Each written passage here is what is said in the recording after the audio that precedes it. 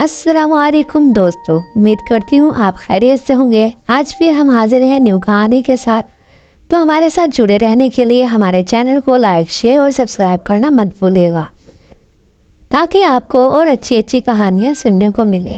तो दोस्तों, चलते हैं अपनी कहानी की तरफ। झूठ की सजा। शरारती लड़का और शेर की कहानी। हमें बचपन का वो किस्सा याद है जिसमें बताया जाता था कि एक दफ़ा का जिक्र है कि एक गांव में एक शरारती लड़का रहता था। वो अपनी बकरियां चराने के लिए करीबी पहाड़ी पर ले जाता था। एक दिन पहाड़ी पर बैठे बैठे इनको एक शरारत सूझी।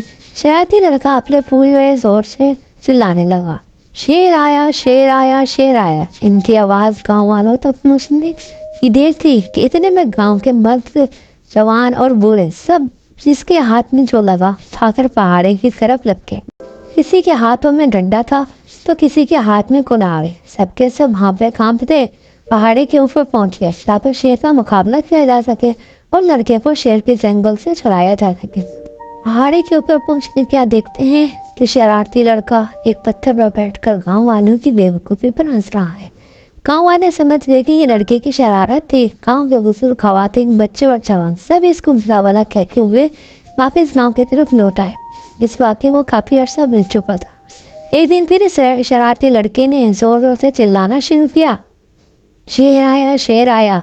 क्योंकि गांव वालों को पिछला वाक़या याद था, इसलिए वो डर से मस नहीं हुए। उल्टा उन्होंने शरारती लड़के को बुरा भला कहा और अपने मामूल के काम में मशगूल हो गए।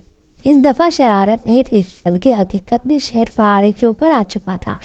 शरारती लड़के को बचाने के लिए गांव से कोई नहीं आया था, इसलिए शेर ने इत्मीनान से अपना काम किया और शरारती लड़के को शेर पाल कर खा गया और डिकार लेकर चला गया। इसी शाम शरारती लड़का गांव वापस नहीं आया। रात को जब लोग रोशनियां हाथों में उठाकर पहाड़ी पर पहुंचकर देखा तो खून में लथपथ शरारती लड़के के कपड़ों के अलावा इनको कुछ नहीं मिला।